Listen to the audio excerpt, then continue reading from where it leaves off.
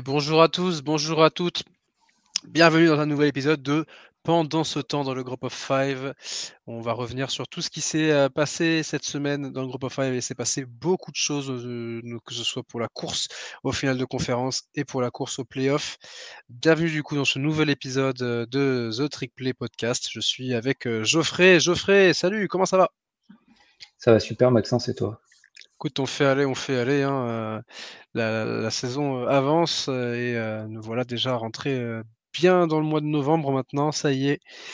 Et puis bah il y a eu pas mal de résultats qu'il va falloir décortiquer un petit peu et surtout, ça y est, on est rentré dans la saison où le comité a enfin rendu son premier verdict, puisque le top 25 du comité vient de sortir et on sait que c'est un moment charnière dans la saison.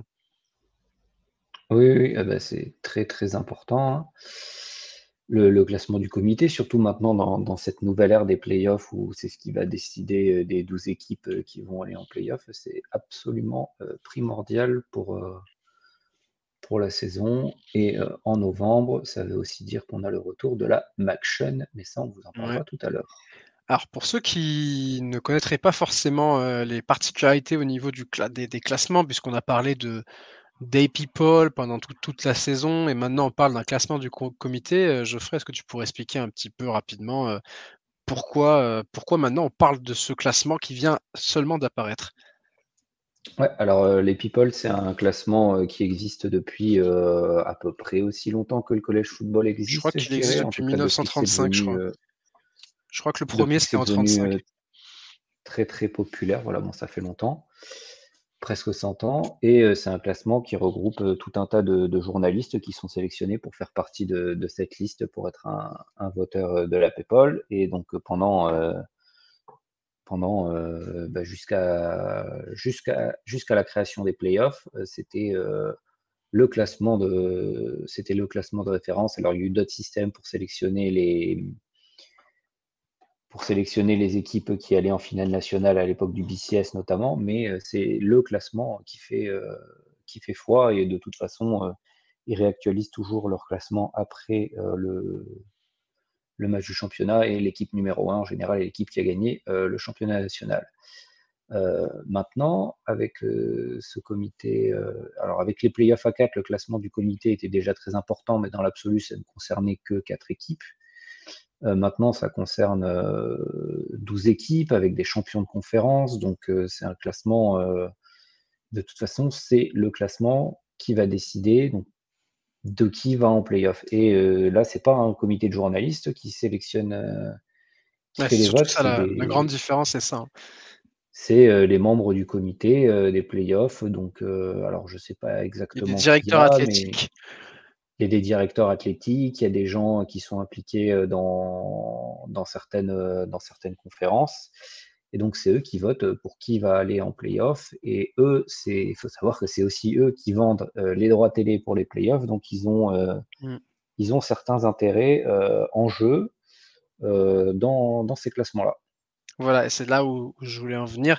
Ce classement du comité, donc bon, on est sur des classements subjectifs, hein, mais c'est comme l'IP-Poll, hein. Il y a plein de critères qui vont être utilisés, la force du calendrier, les est-ce que tu as perdu beaucoup de matchs? Si tu as perdu des matchs, contre qui tu les as perdus? Contre qui tu as gagné? Et ainsi de suite et ainsi de suite. Mais il y a aussi, du coup, voilà, un petit peu un petit côté, pour dire peut-être complotiste un petit peu de la part de certains fans des fois qui pensent, qui disent des fois que oui, le comité essaye quand même des fois de mettre en place les meilleurs match-up possibles en playoff pour rapporter le plus d'argent puisque les gens vont pas forcément allumer leur télé pour voir un match entre Northern Illinois et Colorado State par exemple, si les deux équipes font une saison exceptionnelle. Et le comité, il a mis de côté pas mal de grandes équipes du Group of Five durant la période des playoffs à 4. Je pense notamment à UCF en 2017 et en 2018. Il y avait eu Cincinnati en 2020 qui avait été mis de côté avant d'être enfin intégré en 2021 au playoff. Donc maintenant les règles ont changé, on aura forcément une équipe du G5. Maintenant on verra si le comité, dans une situation où il y a vraiment deux très grosses équipes du G5, est-ce que le comité va se dire ok on en fait rentrer deux, Ça, c'est toute la question qu'on verra, mais il faut qu'on arrive déjà sur un cas de figure qui permette d'avoir ce genre de débat. Bon, de toute façon, pour qu'il y ait ce genre de débat, il faudra probablement que ce soit, au vu de la Beaucoup de force choses. des conférences quand même, que ce soit une équipe de l'américaine et une équipe de la Mountain West, qu'elles soient invaincues ou alors qu'elles aient genre juste une défaite contre une équipe qui finit top 5, comme ça va probablement être le cas de Boise State, et qu'il y ait eu, en plus de ça, notamment en SEC et en Ouais, Big Ten, des gens qui beaucoup se de... soient tirés dans les pattes pour Ouais. qu'il y ait pour que ça pousse deux équipes du groupe of five à arriver. Pour moi, c'est le scénario qui Ouais. peut arriver. Alors, Faut qu'il y ait un carnage dans les grosses conférences. Ouais. alors des gens qui se tirent. Bon, cette année, bon, on va en reparler tout à l'heure pour les playoffs, Ouais. mais on a un scénario pas trop mal de ce côté-là cette année, donc C'est possible. On va voir. c'est possible. On verra ça tout à l'heure. Effectivement. Mais voilà, donc maintenant, on ne parlera pas d'iPeople, on va parler maintenant du comité des playoffs jusqu'à la fin de saison, enfin en tout cas jusqu'à début décembre, après les finales de conférence. C'est eux qui choisiront qui seront les 12 équipes, enfin, qui choisiront surtout les équipes at large et le champion de conférence de G5, puisque ils n'auront pas le choix pour les 4 meilleures équipes, puisque les 4 meilleures équipes, ce seront les vainqueurs des conférences. Le seul choix qu'ils auront au niveau des champions de conférence, c'est est-ce qu'on mettra le vainqueur du G5 dans les 4 premiers ou on le laissera en 5e place, mais on y reviendra en fin d'épisode. On va commencer du coup avec l'américaine. Il s'est passé beaucoup de choses dans l'américaine ce week-end. Je pensais que ça allait être une Oui, semaine plutôt calme, et puis finalement, on a oui, eu oui. Et ben on va commencer avec le chute. Miss. Ouais, on va commencer avec Memphis, les Tigers, les Attends, on a espoirs. un problème de. Oh, Ouais. Maxence, on a un problème de synchro de son là. Genre, c'est. J'ai eu ce que tu disais, genre 10 secondes après que tu le disais. Ah. Bon, bah, alors attendez, c'est les aléas du direct. On va reprendre la section de l'américaine, excusez-nous. Oui. Vas-y, Maxence. Ok, ouais, donc là c'est bon, tu m'entends bien? Ouais. Ok. Donc oui, donc les Tigers qui ont chuté à UTSA, ils se déplaçaient à San Antonio. C'était samedi aux alentours c'était à 18h d'ailleurs, je crois, le match, dans un Alamodome, pardon, qui était bien vide, pourtant dans un programme des Roadrunners qui faisait pas une très grande saison. Eh bien, Memphis s'est fait surprendre tout simplement par les Roadrunners, défaite 44-36. Et vous pouvez déjà comprendre au vu du score que c'est la défense de Memphis qui a encore fait défaut, mais également le running game des Tigers qui a été à 62 yards seulement. J'avais sorti la stat quand j'avais fait la preview des Tigers en début de saison, que les matchs où le running game des Tigers faisait moins de 80 yards, mais ils avaient perdu tous les matchs dans ce cas de figure-là, et bien c'est à nouveau arrivé samedi, un running game qui n'avance pas, 62 yards seulement et une défense aux abonnés absents, et bien ça a donné donc cette lourde défaite. Pourtant, les Tigers menaient 24-14 dans le second quart-temps avec 2 touchdowns, notamment de Dimir Blackemsey, le running back, qui, en fait, son deuxième touchdown fait une célébration à la Cristiano Ronaldo et se pète le genou. Il était pourtant sur un match exceptionnel, le running back à la réception. Receveur. Receveur? Moi, je l'avais Oui, compté oui. comme un running back, Black and See. Moi, sur ESPN, il est noté Ah receveur, oui, là, de ce comme, que alors, je vois. pardon, alors excusez-moi. Je sais pas pourquoi je le voyais comme un. Oui, en plus, il est pas du tout.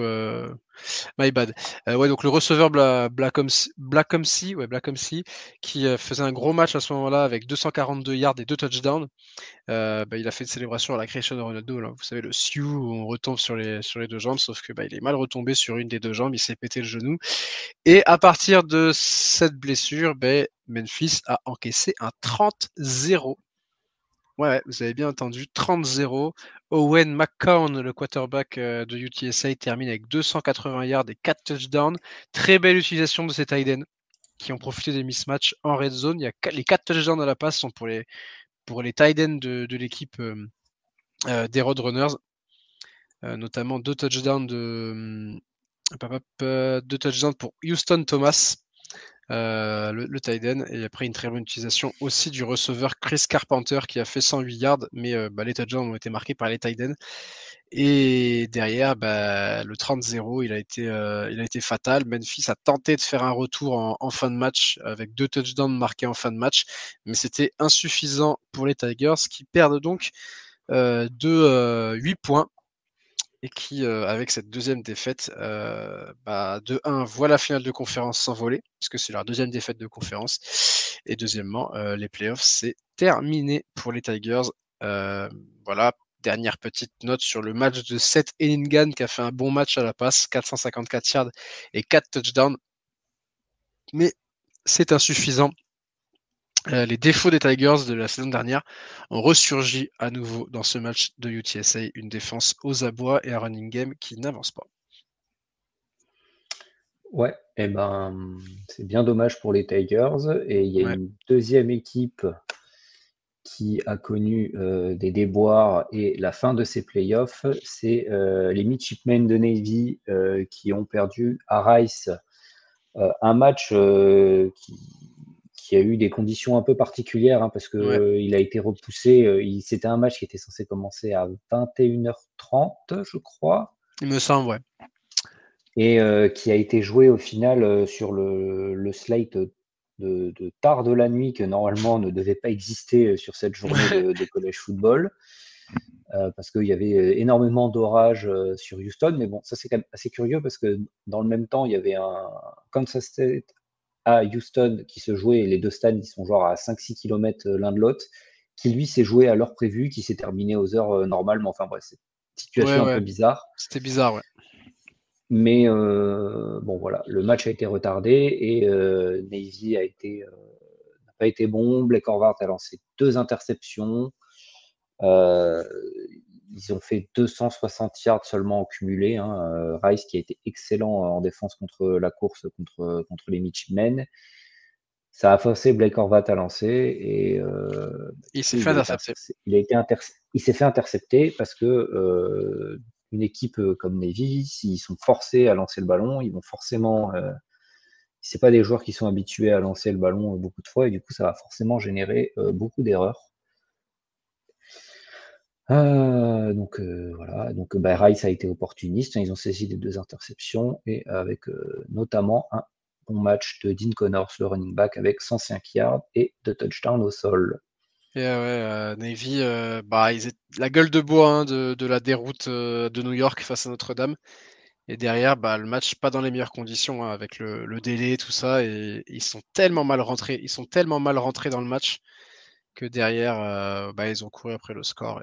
Et voilà, Navy, c'est dommage, la belle saison qui, en 2 semaines, mais bon, c'est ça le college football. Les saisons peuvent s'écrouler d'un seul coup. Demandez à Mississippi State en 2014, par exemple. Par exemple. Voilà. Tout n'est pas perdu en revanche pour Navy, parce qu'ils ont encore, s'ils battent Tulane, la possibilité d'accéder à la finale de conférence et donc de repartir avec un titre de conférence. Donc, ils sont out des playoffs, mais c'est une seule défaite en conférence. La finale est encore tout à fait accessible, mais il faudra battre Tulane à coup sûr. Là où avant, ils pouvaient se permettre une erreur contre Tulane, maintenant, ils ne peuvent plus. Ils ont grillé leur joker, effectivement, ils ont grillé leur joker et on verra la fin de saison. On verra aussi s'ils perdent pas un match aussi entre-temps parce que la saison est en train de leur échapper. Ils ont un déplacement à South Florida la semaine prochaine, donc attention aussi, il faudra pas le louper ce match-là également. Donc Navy, on les attend au tournant et qui relèvent la tête après. Ils ont les capacités pour le faire. Je pense peut-être dans un match avec des conditions normales aussi, peut-être que enfin bon, on ne saura jamais de toute façon. Et c'est comme ça. Il y a une autre équipe par contre qui elle continue de rouler sur la concurrence, même si c'était un peu plus compliqué. C'était Army qui recevait Air Force, donc match de rivalité entre académies militaires. La défense d'Army continue à être terrifiante, honnêtement. Ils ont encaissé que 3 points encore dans ce match-là. Ils ont tout simplement les standards de Army avec 6 sacs, 10 tackles for loss, 3 interceptions également. Donc voilà, la défense d'Army a été bonne. C'est l'attaque qui a mis un peu plus de temps à se développer, mais il y avait une raison à cela, hein. Le candidat Iceman, Bryson Daly, j'aime bien la dire cette petite phrase parce que c'est vrai, hein, au final il est dans la conversation avec d'autres noms bien sûr, mais il est dans la conversation. Bryson Daly était malade, donc il reviendra, hein, vous inquiétez pas, il n'est pas gravement blessé ou quoi, il reviendra la semaine prochaine normalement, mais il était malade et oui c'est ça, hein, il était malade, hein, si je dis pas de bêtises. Ouais, c'est ça. Et donc, il n'y avait que 6-3 à la mi-temps, 2 field goals à 1. Et puis, le touchdown de Kenny Yudo, le running back d'Army, juste après la mi-temps, a permis aux Black Knights de prendre une belle avance. Et ils ont géré derrière. Et ils ont terminé le match avec un pick six, notamment. Donc, voilà, les Black Knights qui sont à 8-0. 8-0, ben, je pense qu'il faut remonter à la Seconde Guerre mondiale, hein, pour retrouver Army avec un tel bilan. Donc deux infos dans ce match-là. Sans Bryson Daly, c'est moins explosif. Et deuxième info, le Navy Army, le vainqueur de ce match, remportera le Commanders in Chiefs Trophy puisque les deux équipes ont battu Air Force. Donc ce sera aussi un match pour le titre dans ce trophée qui est remis chaque année entre l'équipe qui... en fait, c'est un mini championnat entre les trois équipes militaires. Et l'équipe qui remporte ces deux matchs remporte le trophée. S'il y a égalité, donc c'est-à-dire que chacun a battu un adversaire et a perdu contre l'autre, je crois que c'est celui qui l'avait l'année dernière qui le garde. Je crois que c'est ça la règle, effectivement. Mais là, c'est sûr qu'il y aura un vainqueur sur le terrain avec le Army Navy qui se jouera début décembre. L'année dernière, c'est Air Force qui a remporté le Commanders in Chiefs Trophy. Mais Air Force est sur le 21e siècle la meilleure équipe militaire. Mais là, cette année, ils sont dans le dur du côté du Colorado. C'est plus compliqué pour. Ouais, c'est le Colorado, Air Force. Chaque fois, je confonds, mais c'est bien le Colorado. Voilà, Army, la défense continue à être incroyable. C'est la seule équipe du college football à n'avoir jamais été menée de la saison, puisque Indiana a été menée en début de match contre Michigan State. Donc voilà, Army est la dernière équipe qui n'a jamais été derrière au score. Et il faut quand même le saluer au bout de 8 matchs dans la saison, c'est quand même une sacrée performance.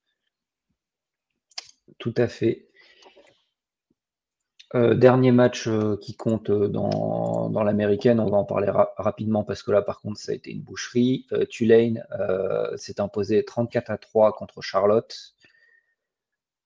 Pas grand chose à dire, hein. Le Green Wave 5-0 en américaine, Matty Hughes 117 yards de touchdown.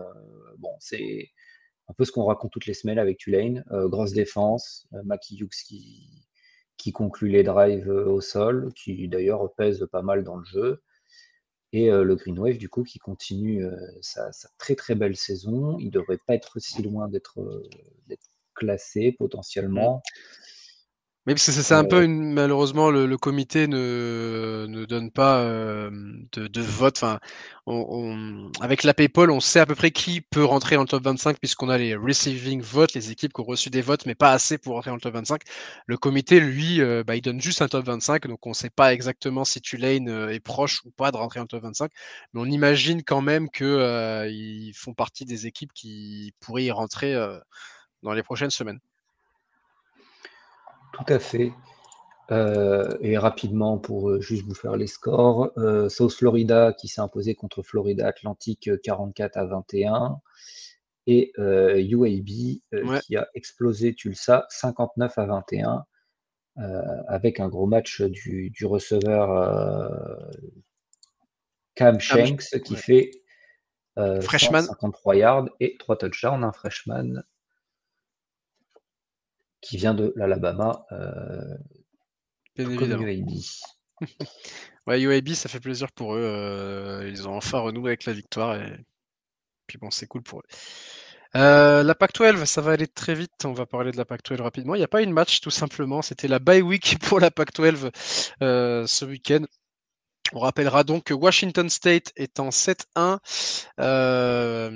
et ils sont ils étaient 20e à l'IPPOL, ils sont 21e pour le comité.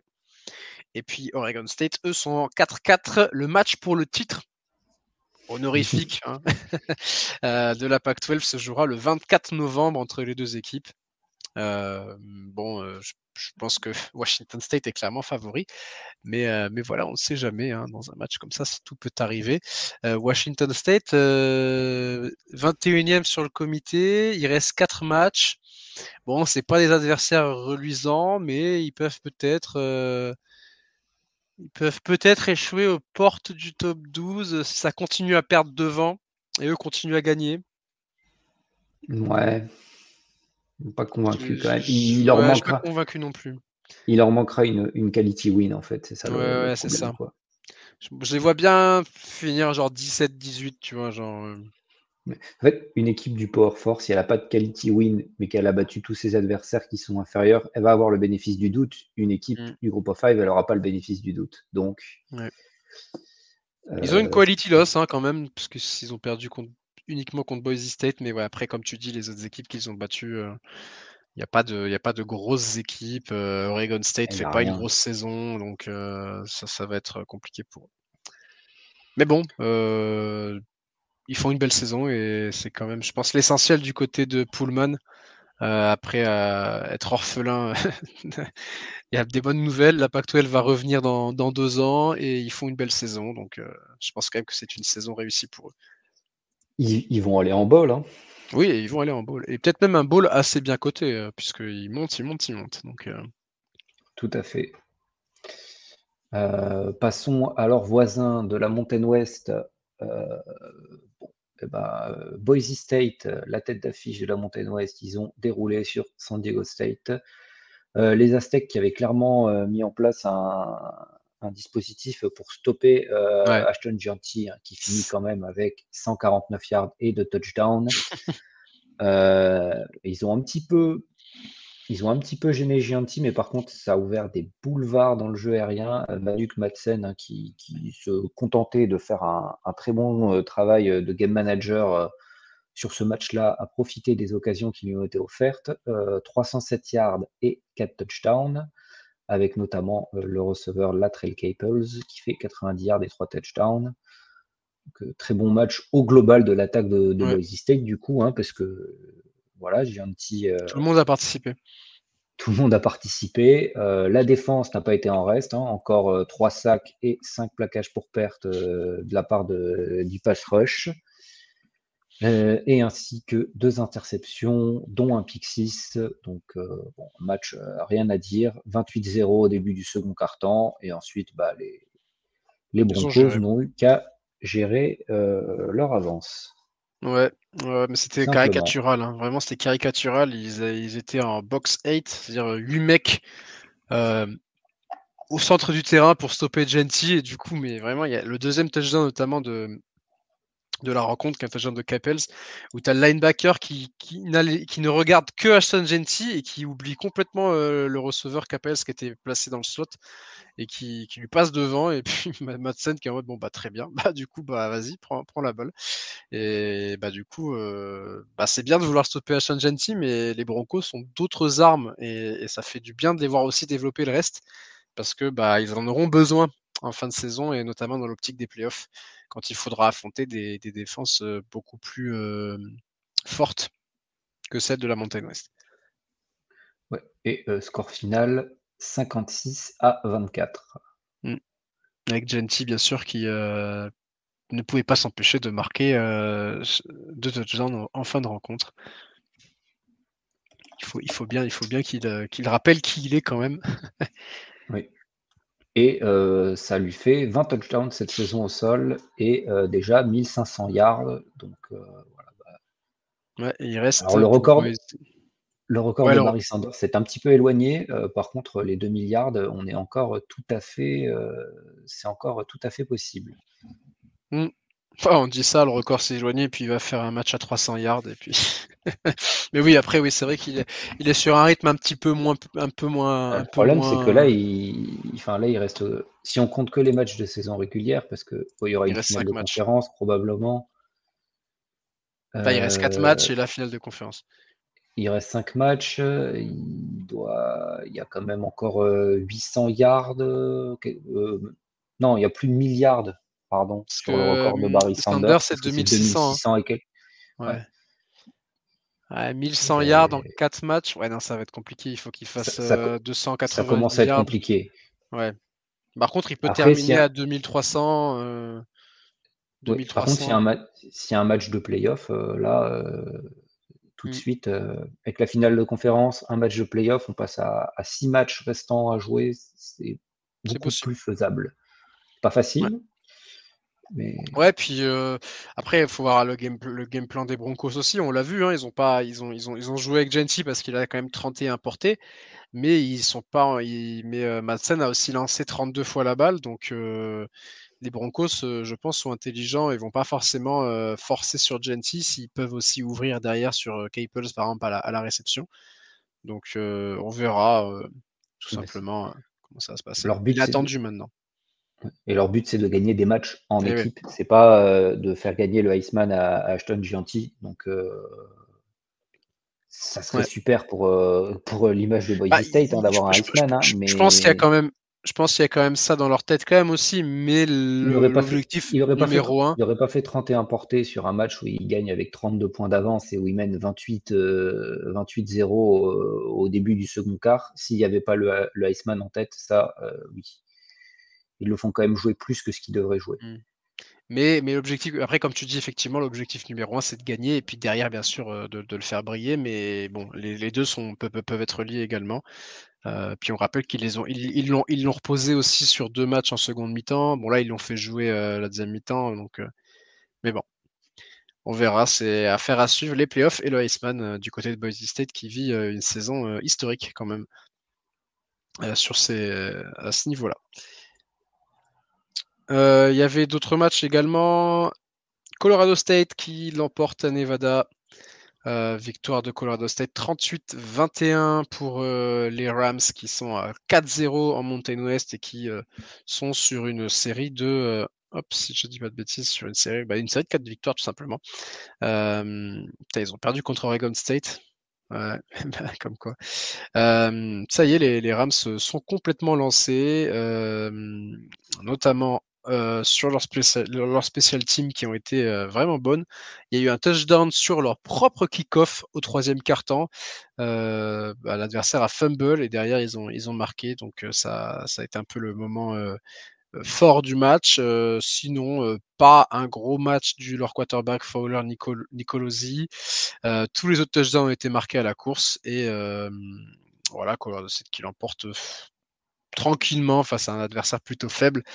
À noter du côté du Wolfpack, le bon match de Braham Jr. qui fait 141 yards en 9 réceptions. Nevada qui ne pourra pas aller en bowl puisque c'est la 3e défaite de leur saison pour eux. Et en plus, ils ont plus que. Il leur reste 3 matchs à Nevada. Il leur reste 3 matchs à Nevada. Ils Non, font il en 13 reste. matchs. Ah bon? Ouais, je suis devant le calendrier. Je pensais qu'il leur restait que 2 matchs parce qu'ils sont en 3-7, mais en fait, ils, Ouais. ils, ils jouent 13 matchs cette saison. Bon, c'est des choses qui arrivent des fois. Ils Bon, ont 6 matchs hors conférence avec le match contre Oregon State. C'est peut-être mm. ça.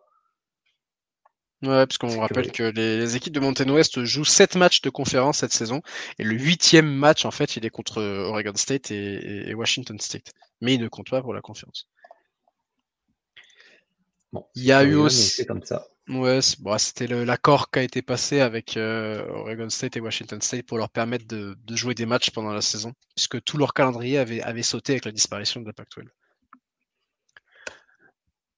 Il y avait d'autres matchs aussi qu'on eu aussi. Il y a eu un Euh, autre match aussi qui a eu une importance dans la course à la finale de conférence. ouais, bah, Fresno State est désormais quasiment éliminé de la course à la conférence avec une défaite sur le fil contre Hawaï. Les Bulldogs, hein, qui menaient 20-7 à l'entrée du dernier quart-temps, ils ont pris 2 touchdowns dans le dernier quart-temps. Victoire 21-20 des Rainbow Warriors, avec les Rainbow Warriors, hein, qui jouent leur jeu habituel. Brandon Schrager qui a envoyé 53 passes 29 complétés pour 244 yards et 3 touchdowns, avec notamment un très bon match du receveur Nick Senacle qui fait 113 yards et 2 touchdowns en 12 réceptions. Les 2 derniers touchdowns du match, notamment, et le dernier qui a été marqué à 15 secondes de la fin. Hawaii qui remporte la Battle for the Golden Screwdriver. Voilà, c'est le nom de la rivalité, parce qu'en fait, Fresno State est l'équipe qu'Hawaii a le plus rencontré dans son histoire, donc c'est considéré comme une rivalité. Bon, après, Hawaii n'a pas vraiment de vraie rivalité parce qu'ils sont insulaires, hein, ils sont isolés. Mais voilà, il y a une rivalité entre les deux équipes. Et pourquoi la bataille pour le tournevis doré, hein, c'est la traduction, c'est parce que pendant un match en 2004, si je ne dis pas de bêtises, il y a un des coachs qui avait reçu un tournevis sur la tête de la part des fans. Et donc depuis, c'est resté, en fait, le nom est resté dans cette petite rivalité qui est une rivalité un peu insolite, mais une rivalité quand même qui existe, puisque les équipes se sont déjà affrontées une 50aine de fois. Donc ça commence à faire quand même pas mal. Il y a eu aussi, on va rapidement en parler, Wyoming qui remporte un match, victoire 49-45 contre New Mexico, malgré encore un bon match de Dampierre qui fait pas une mauvaise saison, le quarterback de New Mexico, honnêtement, mais bon, voilà, il est dans une équipe qui est vraiment faible pour le coup, et notamment au niveau de la défense. Puis lui aussi n'est pas exempt de reproches puisqu'il lance énormément d'interceptions également. Mais voilà, gros match aussi du receveur de Wyoming, Sargent, qui fait 186 yards et un touchdown. Ça fait du bien pour Wyoming, cette petite victoire. Et puis New Mexico est à une défaite de ne pas aller en bowl. Donc on verra la suite de la saison pour New Mexico. Tout à fait. Passons à la MAC. Toute petite semaine en MAC avec l'arrivée de la MACtion. Seulement 2 matchs ont eu lieu ce week-end. La neige arrive, la MACtion arrive. Ouais. Et il y a déjà eu des matchs qui ont eu lieu cette semaine, on vous en parlera juste à la fin. Sur les 2 matchs de ce week-end, il y a eu un gros match en plus qui était important et qui est important pour la course à la conférence.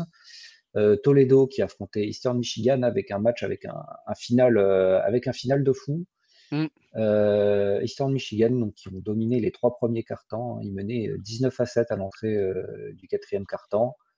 Et à partir de là, les Rockets vont remonter pour s'imposer avec notamment au tout début du 4e quart-temps une passe de 78 yards de Tucker Gleason pour Anthony Torres qui finit en touchdown.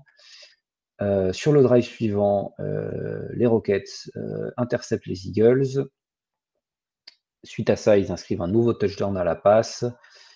Eastern Michigan répond par un field goal, 22 partout, la moitié du chrono s'est écoulé dans le dernier quart-temps. Chaque équipe envoie un punt et Toledo inscrit un nouveau touchdown à la passe. À nouveau des free and out, les 2 équipes puntent à nouveau, il reste 1 minute sur la clock. Eastern Michigan fait un drive de 80 yards pour inscrire un touchdown, mais échoue sur la conversion à 2 points alors que l'horloge expire. 29-28 pour les Rockets, donc qui se replacent dans la course pour la MAC. Mais moi, je tiens à souligner le panache du coaching staff d'Eastern Michigan parce qu'il y en a un paquet qui aurait pris l'extra point pour aller en prolongation. Choix que n'a pas fait leur head coach. Ouais, c'est toujours... Moi, c'est toujours des choses à saluer, honnêtement, d'aller jouer la victoire tout de suite plutôt que d'aller en prolongation et de risquer de perdre. Au final, moi, je trouve qu'il vaut mieux perdre sur une deuxième tentative que perdre en prolongation, tu vois, quitte à choisir. Donc franchement, félicitations quand même à Eastern Michigan. Et puis Toledo continue à être dans la course pour la finale de conférence, mais ça va être pas facile pour eux. Ils n'ont plus le droit à l'erreur. Il y avait d'autres matchs également. Il y avait un seul autre match pendant ce week-end-là avec Buffalo qui a battu Akron 41-30 avec une très grosse domination jusqu'au 4e quart-temps où Akron a marqué 23 points dans le dernier quart-temps. Donc le score avait déjà été fait au moment d'entrer dans la dernière partie du match. Pas grand-chose à noter sur ce match-là, honnêtement. Akron fait partie des pires équipes du pays et Buffalo est dans les bonnes équipes de la MAC cette année quand même. Donc Buffalo, c'est solide. Donc voilà, c'est un résultat logique. Ouais. Dans les matchs de la nuit de mardi à mercredi, Bowling Green s'est imposé facilement contre Central Michigan 23-13 avec un match qu'ils ont contrôlé tout du long. C'est un match complet des Falcons. Harold Fanning Jr. fait encore 86 yards. Il y a eu un touchdown à la passe, un touchdown au sol. Mais du coup, ça amène les Falcons avec un record de 4-1 en conférence. Et donc, ils sont très très bien placés pour accéder à la finale. Dans l'autre match de mardi à mercredi, Miami est exactement dans la même situation suite à sa victoire contre Ball State 27-21. Je ne vous parle pas plus des matchs parce que j'ai rien vu, j'ai même pas regardé de highlights, rien du tout, donc je vais pas m'inventer une vie. Et du coup, ça fait que et Miami et Bowling Green sont en embuscade derrière Western Michigan, qui sont invaincus et qui, eux, jouent dans la nuit de mercredi à jeudi. Donc, quand vous écouterez ça, le match aura probablement déjà eu lieu. Il aura eu lieu, ouais, je pense. Ouais. Et Miami, Ohio et Bowling Green qui s'affronteront lors du dernier match de la saison. Donc peut-être qu'une place en finale se jouera à ce moment-là entre les deux équipes. On restera connecté bien sûr sur la MAC puisque maintenant tous les matchs, quasiment tous les matchs, pas tous, mais quasiment tous les matchs de la MAC vont se jouer en semaine maintenant. C'est la tradition, la MACtion, donc c'est assez cool. Ouais. On passe à la Sunbelt. La Sunbelt, la seule conférence qui reste avec des divisions. Sachant que, si je ne dis pas de... Ouais, voilà, Louisiana, Texas State, on en avait parlé puisque c'était le match qui s'était joué avant qu'on fasse le podcast de la semaine dernière. Donc on va pas revenir sur ce match-là. UL Monroe n'arrive pas à débloquer cette 6e victoire qui les enverrait en bowl. 2e défaite de suite pour UL Monroe qui se déplaçait à Marshall. Défaite 28-23. Malgré 207 yards et un touchdown du running back Aman Hardy, les Warhawks ont donc perdu leur 2e match de suite en Sunbelt et avec 2 défaites, la finale de conférence est en train de s'éloigner pour eux. À voir si UL Monroe va réussir à se remobiliser. Il leur reste 4 matchs pour au moins accrocher cette 6e victoire et aller au bowl, puisqu'on sait que UL Monroe n'est pas une équipe qui a l'habitude de la post-season. Donc ça va être intéressant à suivre du côté des Warhawks. Marshall est en 3-1 eux en Sunbelt et se positionne là aussi dans leur division comme des potentiels finalistes puisqu'ils sont ils ont une victoire de retard sur Georgia Southern, mais en fait ils ont un match de retard aussi. Donc tout est possible pour le Thundering Herd qui peut aller en finale de conférence. Tout à fait. Justement. Puisqu'on parle des Eagles de Georgia Southern, on va revenir sur leur match. Ils s'imposent 34-30 contre South Alabama après avoir été menés 30-14 à l'entrée du dernier quart.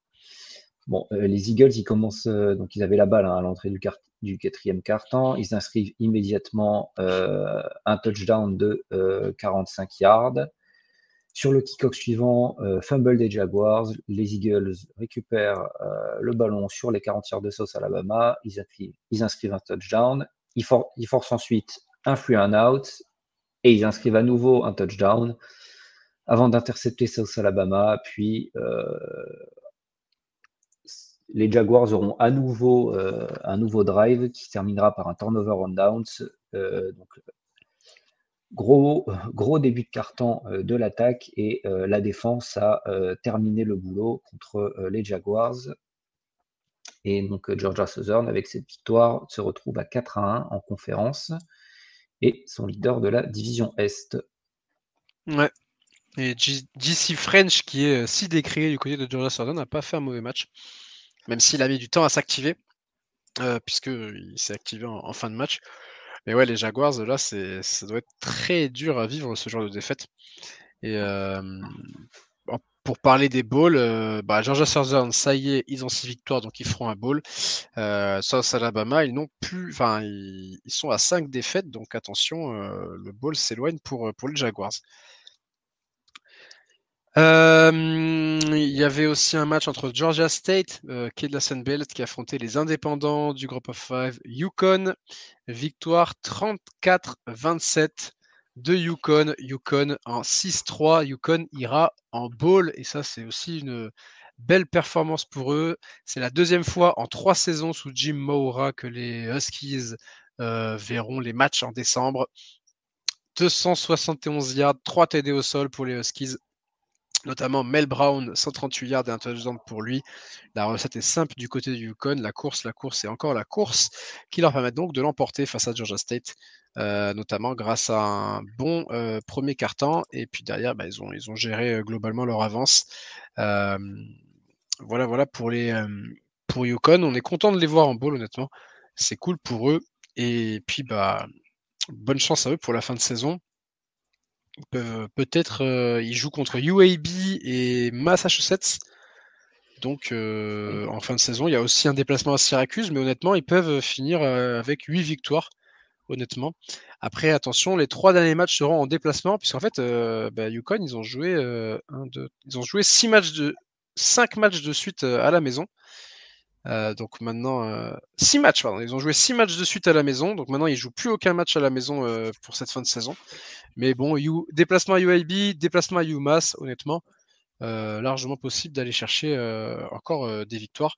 Après le déplacement à Syracuse, peut-être pas. Ouais, ça va être plus compliqué le déplacement à Syracuse. Après, ils peuvent offrir un vrai match. Tout à fait. D'autres matchs à noter également? Dans le reste des matchs, App State qui s'impose face à Old Dominion 28-20 avec ça va mieux. Un touchdown marqué à chaque quart-temps. Voilà, App State, ça a été très régulier sur ce match-là. Troy qui s'impose contre Coastal Carolina 38-24. Rien ne va chez les Chanticleers qui avaient bien démarré la saison, mais qui sont à 1-3 en Sunbelt, qui se font battre par Troy, qui était à 1-7 avant ce match-là. 3 défaites de suite pour les Chanticleers, là, ça devient compliqué pour eux. Ça devient compliqué. Et on rappelle, mais on en a parlé déjà dans l'épisode de la semaine dernière, Louisiana qui s'était imposé contre Texas State 23-17, eux qui sont invaincus en Sunbelt et donc les leaders de la division Ouest. Exactement. On passe à la conférence USA. On en avait parlé, notamment dans le 1-2-6, puisque c'était un événement quand même, on peut le dire, puisque Liberty a perdu 2 matchs de suite en conférence USA. Ça n'a pas dû leur arriver souvent dans leur histoire. Ils recevaient Jacksonville State pour se remettre la tête à l'endroit après la défaite contre Kennesaw State. Ils ont perdu 31-21. Avec cette deuxième défaite, les espoirs de playoffs sont terminés. Là, c'est clair et net. Alors déjà qu'avec la défaite contre Kennesaw State, c'était finito. Mais alors là, c'est vraiment, on n'en parle plus du tout. Et avec 2 défaites en conférence USA, l'accès à la finale de conférence risque d'être compliqué également. Jacksonville State, donc, qui s'impose 31-21 avec un super match au sol, 237 yards et 4 touchdowns pour Trey Stewart et 364 yards au total pour les Gamecocks. Caden Salters, la star de Liberty, réalise un très mauvais match avec 12 complétions seulement pour 147 yards, 1 TD et 1 interception. Le jeu au sol aussi des Flames n'a pas réussi à trouver la réponse et les Gamecocks, eux ne sont plus qu'à 1 victoire de leur seconde participation en bowl en autant de saisons de FBS. C'est une belle réussite pour le coach Rich Rodriguez, le grand coach de Western Virginia dans les années 2000. D'ailleurs, c'est très drôle. Je suis retombé l'autre jour sur un sketch de ACC Shorts sur l'unique fan d'Alabama qui regrette que Rich Rodriguez ne soit pas venu à Alabama en 2007 à la place de Nick Saban, en disant que Rich Rodriguez aurait fait mieux que Nick Saban. Bon, voilà, Rich Rodriguez qui était un coach très coté dans les années 2000 puis qui a connu un passage délicat à Michigan. Bah, ça fait plaisir pour lui avec cette équipe de Jacksonville State quand même. Voilà, 2 saisons en FBS, 2 fois en bowl, c'est quand même une belle réussite et surtout la finale de conférence avec cette victoire contre Liberty, elle s'ouvre vraiment et ça devient une vraie possibilité et c'est cool. Ouais, parce que les Gamecocks qui sont à 4-0 en conférence, qui mènent à égalité avec les Hilltoppers qui ont coupé la joie des Halls de Kennesaw State, qui n'auront eu qu'une semaine de bonheur cette saison. Victoire 31-14 de la part des Hilltoppers, qui sont eux aussi donc à 4-0 en conférence. Et je crois qu'il n'y a plus de... Oui, et les matchs en semaine, c'est terminé pour la conférence USA, donc c'est tout ce qu'il y aura. Je pense que c'était une histoire de contrat avec ESPN pour avoir des matchs en semaine quand il n'y a pas la MAC. Et maintenant que la MAC joue en semaine, l'USA revient en week-end. Il y avait un autre match dans la nuit, mais qui n'a aucune importance, que ce soit pour les playoffs ou même pour le titre de conférence. Middle Tennessee qui s'est imposé 20-13 contre UTEP, l'équipe de El Paso qui vit une saison cauchemardesque, bilan de 1-8.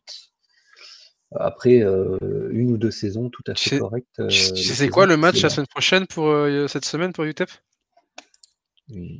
Réception de Kennesaw State. Ah bah. Si vous voulez voir un match qui est horrible.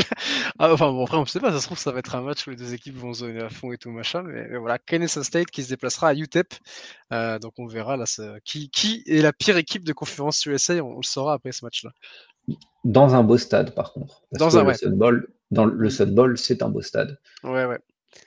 Un des plus beaux couchers de soleil du pays avec ce stade-là, qui donne sur la frontière mexicaine notamment, et qui a une partie du stade où c'est un gros rocher en fait qui est vraiment dans la montagne, construit dans la montagne. C'est vrai que c'est un stade. Il paraît que d'aller voir des matchs là-bas, notamment quand le soleil se couche, c'est vraiment une super expérience. Eh ben, on a fait le tour. On a fait le tour pour les matchs de cette semaine. Parlons playoff. Parlons playoff, effectivement.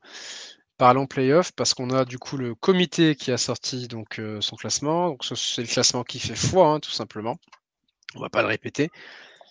Les leaders de la course au playoff sont toujours Boise State, mais maintenant on en sait un peu plus sur leur position par rapport aux autres équipes du pays. Et le comité les a classées 12e meilleure équipe du pays. Donc Boise State est déjà dans le top 12. Donc ça déjà c'est une bonne nouvelle pour les Broncos. Ils sont entre Alabama et SMU tout simplement. Et Boise State a une large avance sur la deuxième équipe du G5 va être classée puisque Army est classé 25e. Personnellement, je trouve que Army devrait être classé plus haut. Je pense que Army à la 21e place, ça n'aurait pas été déconnant honnêtement à la 21e, 20e place. Devant des équipes comme Louisville, Clemson ou Missouri, tu vois, qui ont 2 défaites. Alors oui, vous allez me dire, ils ont perdu contre des grosses équipes et Army a joué contre personne. Mais Army, je répète, n'a pas été mené de la saison. Ils ont une défense exceptionnelle. Ils sont en 8-0, donc les mettre 21, 20e, ça n'aurait pas été un scandale, honnêtement. Bon, voilà, ils sont 25e. Donc ils ont plus de place à remonter pour espérer gratter une place dans le top 12 éventuellement. Parce que dans l'état, ils ne seront pas qualifiés en playoff si on devait faire les playoffs aujourd'hui. Mais voilà, Boise State, c'est 71% de chances d'accéder aux playoffs selon ESPN, ce qui en fait le 9e plus gros total du pays. Boise State est clairement en ligne de mire pour être dans les 4 meilleurs champions de conférence, puisque BYU, la meilleure équipe de Big 12, est 9e. Donc, une défaite de BYU et Boise State peut espérer leur passer devant. Donc, en tout cas, on voit à peu près l'écart qu'il y a actuellement entre la meilleure équipe de Big 12 et la meilleure équipe du G5. Elle est de 4 places. Army, les chances de playoff pour Army, selon ESPN, on est autour des 20%.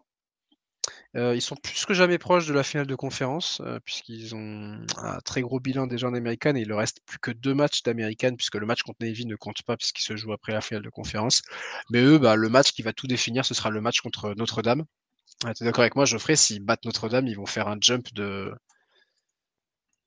dizaine de S'ils battent Notre-Dame, ils sont 15e au moins, quoi. Ouais, voilà, ils font un jump d'une dizaine de places, quoi. Enfin, je suis pas dans l'abus si je dis ça.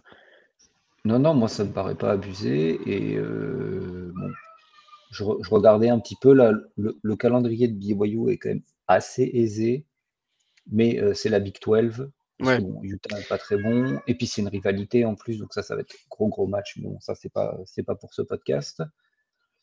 Kansas, Arizona State, Houston, ça peut faire 4 victoires pour BYU. Donc de toute façon, si BYU est invaincu, BYU sera devant. Mais si le vainqueur de la Big 12 est à une défaite, peut-être que Boise State sera dans les 4 champions directement en quart de finale. Peut-être pas. On verra. De toute façon, on verra, on n'en est pas encore là, mais déjà qu'il soit 12e, c'est déjà une bonne nouvelle. Ça fait longtemps qu'on n'a pas vu une équipe du Group of Five être bien traitée par le comité, à savoir en fait qu'ils sont mieux classés que leur classement d'IPPOL. Ouais. Non, enfin, l'IPPOL ils sont 12e aussi, mais justement, ils ont le même classement, alors qu'habituellement, les équipes du G5, elles sont toujours un peu dévaluées. Bon, Army, elle a été dévaluée, mais Boise State ne l'a pas été, donc c'est une bonne nouvelle pour les Broncos. Leur seule défaite de l'année, en même temps, c'est contre la meilleure équipe du pays, et ça a été une défaite de 3 points. Et je pense aussi le fait d'avoir un candidat Iceman très sérieux aussi peut jouer pour le comité également, tu vois. Donc on verra pour Boise State. Est-ce qu'il y a Sans d'autres aucun équipes doute. qui sont dans la course malgré tout? Avec toutes les chutes qu'il y a eu, la seule équipe qui a encore un brin de crédibilité pour être l'équipe représentante du J5, rappelons-le, puisque Wazoo n'est pas hors de la course avec un bilan de 7-1, mais pour eux, ça va être très très difficile. Il va falloir un scénario complexe pour finir dans les 12 premiers. Par contre, le Green Wave, ils ont tout à fait encore la possibilité d'être invaincus en conférence. Ils ont 2 défaites contre des équipes de power form. Malheureusement, c'est pas. Kansas State, c'est une bonne défaite, on va dire. Par contre, la défaite contre Oklahoma, c'est pas une bonne défaite. C'est pas ça va pas dans leur Mais sens. De toute façon, il leur faut une chute de Boise State et battre Army en finale de conférence, puisqu'ils ne se rencontreront que là s'ils se rencontrent en américaine. Voilà. De toute façon, pour Tulane, ils ne sont pas maîtres de leur destin. Mais c'est la troisième équipe du groupe of five encore crédible en course, puisque avec les défaites de Navy et Memphis, eux, plus c'est bon. Louisiana Monroe, il reste en potentiel très très long shot les Raging Cajuns, mais je n'y crois pas. Non, j'y crois pas non plus. Eux, faut vraiment que Boise se mette à perdre des matchs, que Army également. Enfin, il faut que tout le monde tombe devant 1 à 2 fois même, tu vois. Donc ouais, Ouais, non. non, mais clairement. Ils sont. Après, voilà, ils ont qu'une seule défaite dans la saison. Ils Ouais, seront. mais après, tu vois, Mais c'est quand loin. la force du calendrier va rentrer en compte, Ouais, c'est ça. Eux, il leur faut c'est la vraiment un Sunbelt et alignement. la CUSA, quoi. Ouais. Il leur faut vraiment C'est un faible. alignement de planète de fou. Voilà, et puis Washington State, 17% de chance tout de même. J'étais assez surpris, mais voilà, ESPN qui accorde quand même un petit peu d'espoir pour les Cougars. Mais bon, il faudrait là aussi qu'il y ait beaucoup d'équipes du Power Fort qui sont devant, qui se mettent à perdre dans tous les sens. Mais quoi que cette semaine, on a quand même beaucoup eu de défaites dans le Power Fort, donc why not?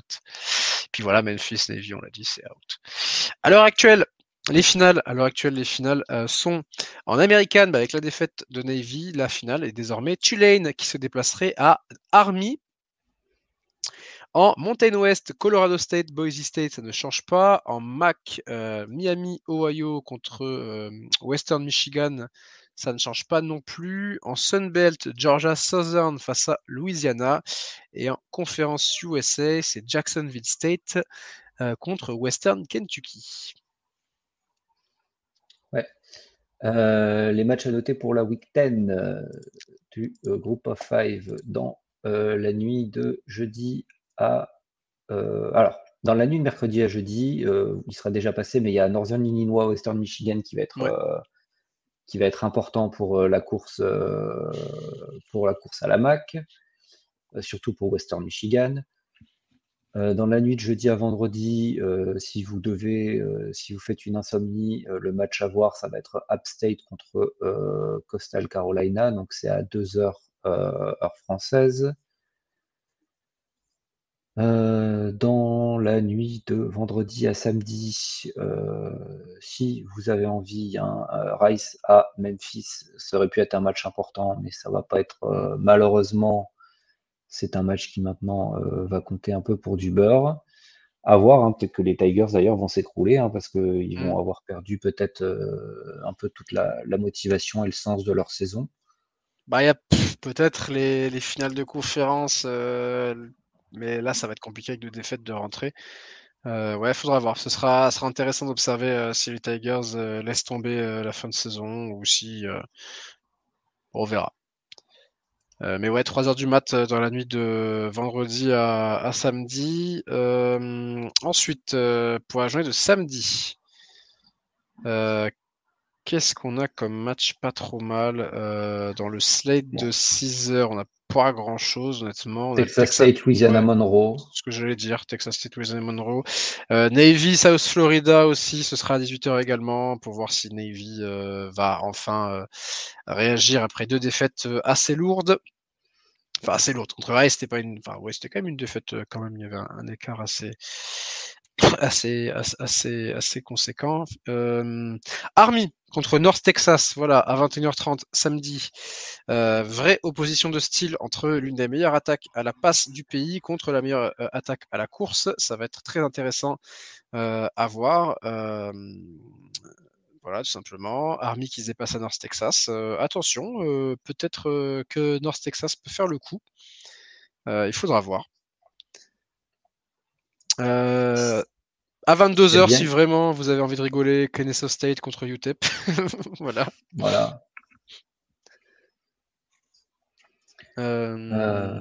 Ensuite... On a, bon, je vais le signaler, même si techniquement c'est un match qui n'a aucune importance pour. Enfin, c'est important parce que c'est Boise State qui joue, mais techniquement ça devrait pas être une affiche. Mais c'est sur la Fox, donc une antenne nationale, très important pour les Broncos. Nevada qui se déplace à Boise State à 2h du matin, donc dans la nuit de samedi à dimanche. Je regarde. Et puis après, non, il n'y a pas d'autres matchs vraiment. Et encore une fois, je trouve qu'il n'y a pas non plus beaucoup de matchs encore dans cette semaine-là. De manière générale. Ça terminera à 4h30 du matin avec Washington State qui recevra Spencer Petras et Utah State. Voilà. C'est à peu près le tour. Après, bon, il y a UNLV aussi, on n'en a pas parlé parce qu'ils étaient en bye week. Mais UNLV dans la course pour la finale de Mountain West qui se déplacera à Hawaï. Jamais un déplacement facile.